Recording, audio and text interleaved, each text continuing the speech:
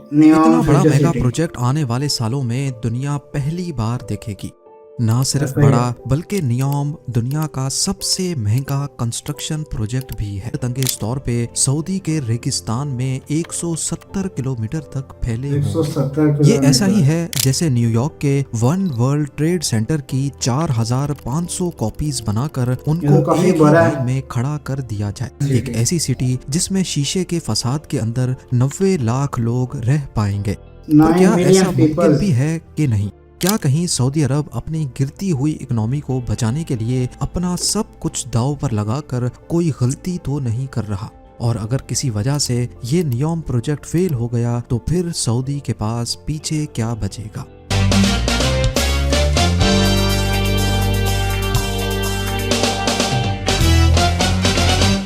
Hello friends, welcome back to my YouTube channel. This side Ameli Adar, this side Ameen Hamza. आज हम आपके लिए एक एग्जाम वीडियो लेके आए जो काफ़ी हिस्टोरिकल और काफ़ी कमाल करने वाली है।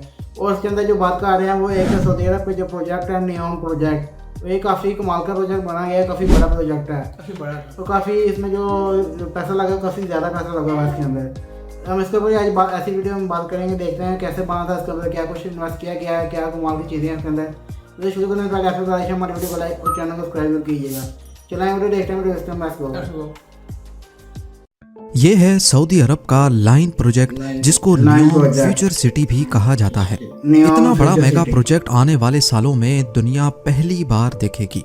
ना सिर्फ बड़ा बल्कि नियोम दुनिया का सबसे महंगा कंस्ट्रक्शन प्रोजेक्ट भी है। $500 बिलियन की लागत से तैयार किए जाने वाले इस प्रोजेक्ट में दो 500 मीटर ऊंचे स्काई स्क्रैपर्स एक दूसरे के पैरेलल बनाए जा रहे हैं, जो कि हैरत अंगेज तौर पे सऊदी के रेगिस्तान में 170 किलोमीटर तक फैले होंगे। ये ऐसा ही है जैसे न्यूयॉर्क के वन वर्ल्ड ट्रेड सेंटर की 4500 कॉपीज बनाकर उनको एक ही लाइन में खड़ा कर दिया जाए।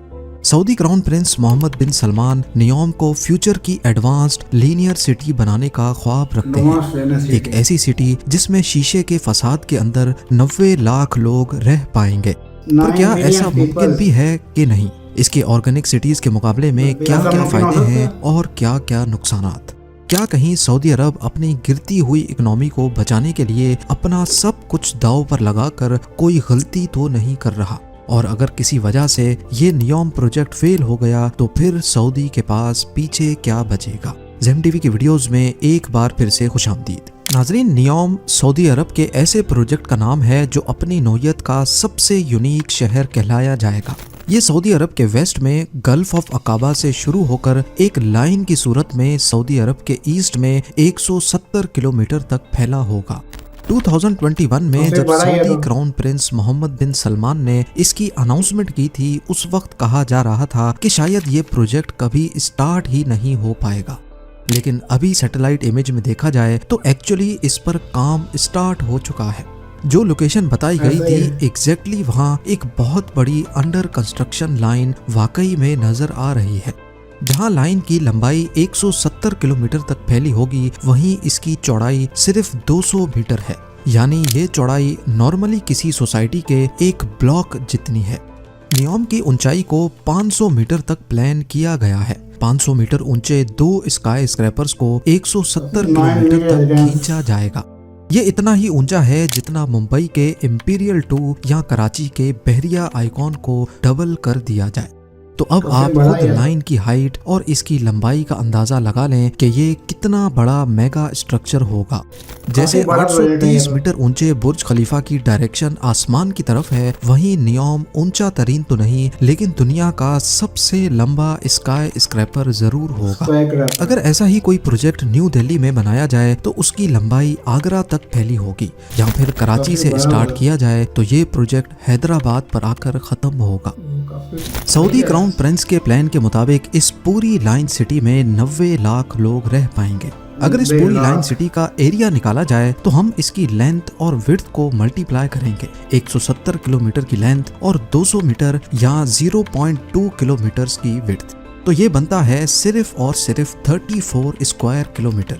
सिर्फ इस 34 स्क्वायर किलोमीटर में 90 लाख लोग रहेंगे। यानी एक स्क्वायर किलोमीटर में 2,64,705। इंडिया के 1 करोड़ 20 लाख आबादी वाले मुंबई का एरिया 603 स्क्वायर किलोमीटर है, यानी यहाँ 1 स्क्वायर किलोमीटर में 19,900 लोग रहते हैं, जो कि न्यूयॉर्क की पॉपुलेशन डेंसिटी का सिर्फ 7.5% है।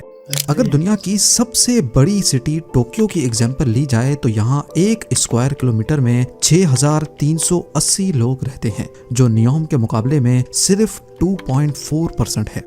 अब ये बात तो साबित हो गई कि एरिया के हिसाब से न्यूयॉर्क बहुत ज्यादा ऑप्टिमाइज्ड प्रोजेक्ट है, जहाँ कम जमीन पर ही ऑर्गेनिक सिटीज के मुकाबले में काफी ज्यादा लोग रह पाएंगे।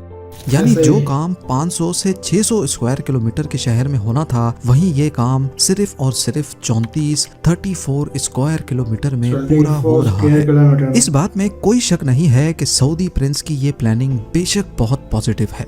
जिस स्पीड से दुनिया की पॉपुलेशन बढ़ रही है, न्यूयॉर्क जैसी प्री प्लान्ड सिटीज ही फ्यूचर में बाजी ले पाएंगी, क्योंकि इसमें ऑर्गेनिक शहरों के मुकाबले में ज्यादा लोग बहुत कम रिसोर्सेज पर रह पाएंगे।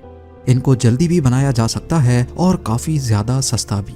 इस किस्म की सिटीज को लीनियर सिटी कहा जाता है, क्योंकि न्यूयॉर्क एक प्लान्ड लीनियर सिटी है। इसी वजह से इसके काफी फायदे भी हैं। जैसा कि नॉर्मल सिटीज में रिसोर्सेज काफी जाया होते हैं, लेकिन लीनियर सिटी में सब कुछ प्लान्ड होने की वजह से रिसोर्सेज का लॉस ना होने के बराबर होता है, जिससे ऑपरेटिंग कॉस्ट भी कम हो जाती है। इसका अंदाजा आप इस बात से लगा लें कि मेक्सिको सिटी की पॉपुलेशन भी न्यूयॉर्क की प्रोपोज्ड पॉपुलेशन जितनी ही है, लेकिन अगर मेक्सिको सिटी में सारे रोड्स को ऐड कर दिया जाए, जिसमें मेन रोड्स, स्ट्रीट्स और एक्सप्रेस वेज भी शामिल हैं, तो यहाँ टोटल 3 लाख किलोमीटर से भी ज्यादा रोड्स बनाए गए हैं। इस रोड नेटवर्क को वन पीस में बनाया जाए तो ये अर्थ के 7.5 चक्कर लगा सकता है। इसके मुकाबले में सेम पॉपुलेशन वाले न्यूयॉर्क में सिर्फ 170 किलोमीटर का रोड नेटवर्क होगा। न्यूयॉर्क की इस लाइन सिटी में सबसे ऊपर पेडेस्ट्रियन लेयर रखी गई है, जहां कोई गाड़ियां नहीं चलेंगी। दूसरी लेयर को सर्विस लेयर का नाम दिया गया है, जिसमें गाड़ियां भी चलेंगी और शॉप्स भी इसी लेयर में होंगी। और तीसरी स्पाइन लेयर होगी, जिसमें fully artificial intelligent high speed train का नेटवर्क होगा। किसी को भी पूरे न्यूयॉर्क के 170 किलोमीटर में कहीं भी जाना होगा, वो लिफ्ट के जरिए स्पाइन लेयर में जाएगा और ट्रेन में बैठकर अपनी मंजिल पर रवाना होगा। इस पूरे 170 किलोमीटर को ये हाई स्पीड ट्रेन सिर्फ 20 मिनटों में कवर कर पाएगी। ये 20 मिनट तो हम किसी मेट्रोपॉलिटन सिटी में ट्रैवल के दौरान ट्रैफिक सिग्नल्स पर ही जाया कर देते हैं। तो अब सवाल उठता है कि अगर लीनियर सिटीज के इतने ज्यादा फायदे हैं, तो फिर न्यूयॉर्क जैसे दूसरे प्रोजेक्ट्स दुनिया में कहीं और क्यों नहीं बनाए जा रहे। हकीकत यह है कि लीनियर सिटी का ये आइडिया काफी पुराना है और इसको इम्प्लीमेंट भी किया गया था, पर यह ऐसे काम नहीं करता जैसे सोचा जा रहा है। 19th सेंचुरी में मैड्रिड की एक डिस्ट्रिक्ट में प्लान्ड लाइन सिटी बनाई गई थी। इसको सिउडेड लाइनियल का नाम दिया गया था। इसकी विड्थ 400 मीटर थी, न्यूयॉर्क से डबल, और इसको 50 किलोमीटर लंबा प्लान किया गया था, लेकिन कंस्ट्रक्ट सिर्फ 5 किलोमीटर ही किए गए थे। आइडिया ये था कि वक्त के साथ साथ इसमें इजाफी सेक्टर ऐड करके इसको मजीद लंबा कर दिया जाएगा। पर अगर ग्राउंड सिचुएशन देखी जाए तो आपको ये बात जानकर हैरत होगी कि मैड्रिड में आज इस लाइन सिटी को ढूंढना काफी मुश्किल है। ये है वो 5 किलोमीटर की लाइन। आज इसके गिर्द फैले शहर ने इसको पूरी तरह से छुपा दिया है, और असल में होता भी यही है। दुनिया में कहीं भी नजर दौड़ाकर देख लें, शहर या बस्तियां हमेशा ऑर्गेनिक तरीके से ही ग्रो करती हैं। लोग अपनी रिक्वायरमेंट्स के हिसाब से किसी जगह पर आकर बसते हैं और फिर शहर उस पॉइंट के गिर्द फैलना शुरू करता है।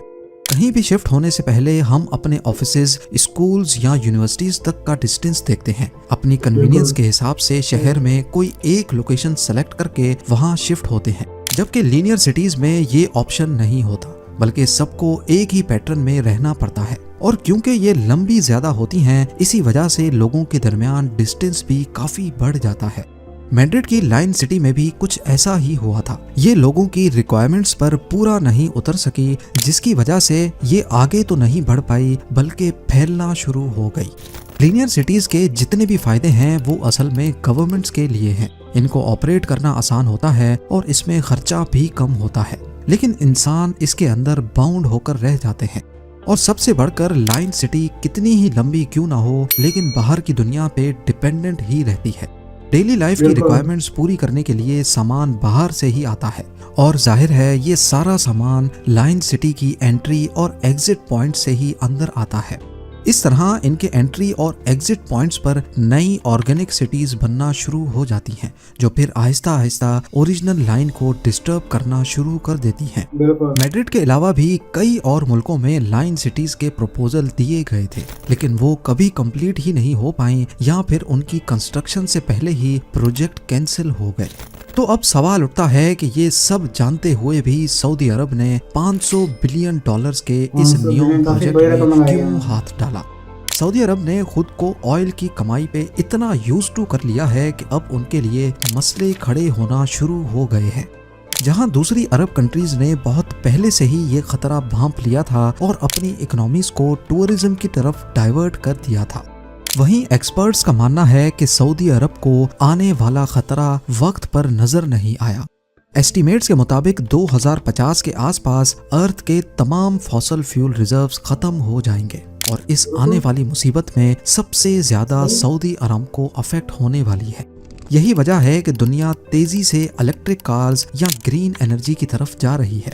सऊदी अरब जिसकी 95% इकोनॉमी चल ही ऑयल की वजह से रही है, अब उनकी ये डिपेंडेंसी गले का हार बन चुकी है।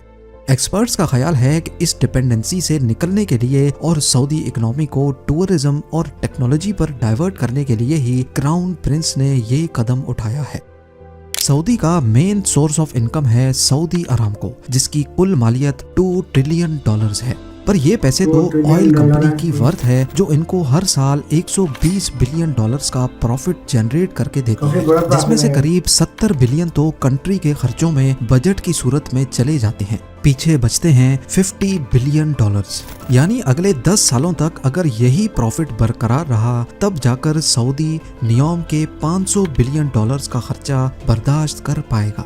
और अगर किसी वजह से ये प्रोजेक्ट फेल हो गया तो फिर सऊदी अरब के पास अपनी इकोनॉमी को डाइवर्ट करने का, दूसरे इनकम रिसोर्सेज ढूंढने का वक्त नहीं बचेगा। आपका इस बारे में क्या ख्याल है, मुझे कमेंट सेक्शन में जरूर बताइएगा। उम्मीद है ज़ेम टीवी की ये वीडियो भी आप लोग भरपूर लाइक और शेयर करेंगे। आप लोगों के प्यार भरे कमेंट्स का बेहद शुक्रिया। मिलते हैं अगली शानदार वीडियो में। तो गाइस ये थी आज वीडियो। आपको ये वीडियो पसंद आएगी, मुझे तो काफ़ी अच्छी लगी। इसके अंदर जो उन्होंने ट्राई किया है कि जो नियोम सिटी का जो प्रोजेक्ट है ये काफ़ी बड़ा, काफ़ी महंगा प्रोजेक्ट बनाया गया है, जो सऊदी अरब में इसमें काफ़ी मुश्किल भी आएगी और लेकिन काम कर दिखाया और काम अभी तक इसको जारी है, काफ़ी बन रहा है। शायद आगे ये फ्यूचर में भी बन पाएगा, नहीं बन पाएगा, लेकिन इसके ऊपर बात नहीं कर सकते, लेकिन अभी तो काम इस पर जारी है और वो काम इसके ऊपर कर रहे हैं। वही 19 सेंचुरी में ये प्रोजेक्ट बनाया गया था जिसके अंदर ये काम किया गया था, लेकिन वो फेल हो चुका है। कैसा कि बताया था कि वो काम नहीं कर पाया। ऐसे काफ़ी सारे प्रोजेक्ट शुरू किए थे, यहाँ प्रोजेक्ट कैंसिल हो गए थे, यहाँ काम नहीं शुरू नहीं हो पाया था, लेकिन इसके ऊपर काम अभी शुरू हो गया, काम शुरू हो चुका है, काफ़ी हद तक बन चुका है। उम्मीद लग रहा है कि ये कामयाब हो जाएगा। तो ये काफ़ी एक नियम सिटी जो बनाई जाएगी है ये काफ़ी कमाल होने वाली है। इसमें टेक्नोलॉजी का भी काफ़ी ज़्यादा इस्तेमाल किया जाएगा। जैसा उन्होंने बताया कि पहले हिस्से में सब लोग रहेंगे तो दूसरे हिस्से में गाड़ियाँ दुकानें और तीसरे हिस्से में ट्रेन 20 मिनट में कहीं से कहीं पे जा रहे और काफ़ी कमाल के और वही प्रोजेक्ट है, नया प्रोजेक्ट है और तो काफ़ी महंगा प्रोजेक्ट है ये, तो काफ़ी पैसे इसके अंदर लगे हैं और काफ़ी बड़ा प्रोजेक्ट होने वाला है, काफ़ी लगे हैं और मुझे लगता है काफ़ी आगे जाएगा ये। वो बहुत कमाल का प्रोजेक्ट बनाया है ये। इसमें काफ़ी ज़्यादा इन्फॉर्मेशन मिली, मुझे तो काफ़ी अच्छी लगी। तो गाइस ये थी आज वीडियो। आपको ये वीडियो पसंद आई होगी और आपको वीडियो पसंद आई तो हमारी वीडियो को लाइक और चैनल को सब्सक्राइब जरूर कीजिएगा ताकि हमारे आने वाली वीडियोस की अपडेट आप तक पहुँच सके। मिलते हैं आपसे अगली वीडियो में, तब तक अल्लाह हाफिज़। अल्लाह हाफिज़।